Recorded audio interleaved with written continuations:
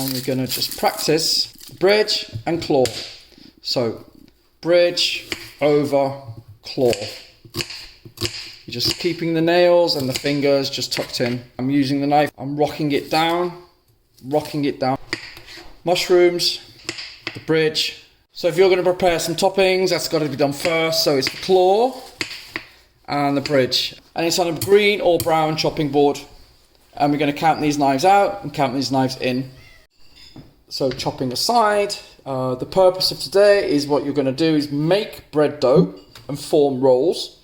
And why we're doing it is to be able to understand the function of ingredients like yeast and manipulate dough for presentation. It's going to be pizza rolls. What I need from you, we need the ingredients on the workspace. You need lung hair up. You need the apron on. You need to have tucked your stool below your desk and your bags below so we can walk around the room, and to wash your hands and be ready at your station. And there you go, that's what we're aiming for. An oven tray, and we're going to put parchment on it to 210 degrees. It's ingredients into the quantities that we need. 250 grams of plain flour or bread flour. Equipment, I want you to have a tablespoon, you can get that from the front, and a teaspoon. This is for the sugar and the salt, and this is for the oil that we'll add. A measuring jug, and we're going to put in 150 milliliters of warm-ish water. It needs to be warm because it needs to activate the yeast. On a level teaspoon, which is 5 milliliters of sugar, just tip that in, and then the salt, about a level teaspoon of that as well, and we mix that.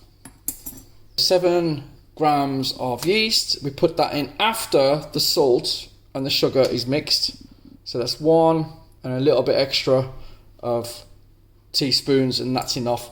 The reason why we don't put the yeast in at the same time as the salt is because salt inhibits yeast. We have to keep them separate. Now we're going to put in the 150 milliliters of water. Warm water activates the yeast.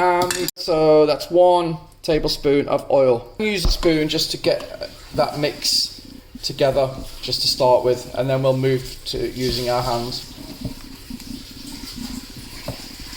It's not too wet, not too dry. So I'm just going to lift that off with my fingers, and then just use one hand to make that into a ball. Okay, scraping all the dry flour off into the main ball of dough here. You're going to see that you can almost get that ball clean again in your hand, ready to place on the surface, and we're going to knead it for 4 minutes. And let's do that. Just place on the surface of the space that you're going to use. Going to place that dough there. Now, kneading is simply you're pulling the dough apart and then you're folding it and pulling it, and we're going to do that, pull it and fold, using the ball of this one hand and the tips of your fingers on there, and you keep doing that. And what you're doing, you're stretching the proteins of gluten, and the gluten is going to become this one strand that makes it rise along with the yeast, also making it more elastic. We're not adding more flour, we're just using the flour on the deck. So you're going to do this for 4 minutes and it will change into a more stretchy texture. It's going to take you some effort. So push with this part of the hand and pull apart. You're not literally pulling into two sections, you're just literally stretching it so you'll get this kind of like lumpy feel. Then eventually it'll get more smooth as we go. And you'll see it's not sticky at all, it's just like elasticy. Place that down and we'll roll it out to about 1/2 centimeter. So you'll see it's elastic but not sticky. Sticking, however, just add some a layer of plain flour over this. You're going to go the full length of the hand and maybe onto the wrists. Turn it over again and roll it out. You want to just keep it going. I'm picking it up each time. It's just to roll it into my fingertips and then hold it, and you'll see that it's not going to tear, it's just elastic now. I'm just going to put the puree on. Let's get spread to the edges as well. My topping. put enough on. No, that's 250 gram bag. What we're doing is not a pizza, we're going to roll it, so you're going to use your palette knife to go under and then pull it back. Keep rolling, collect it with your fingertips. You're going to roll it, it's going to keep pulling it so it doesn't break. Roll it, roll it. You may stick a little bit, don't be afraid, just pull it. You'll use a palette knife, we're just going to slice it to keep cutting.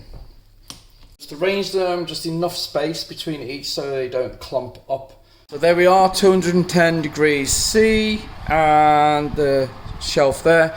There may be a second shelf here, then if there's a third person we'll put that in the grill area with the oven facility. Clean up any surfaces. We just want to take that and into your hand, and then take all those bits in from your hand into the bin.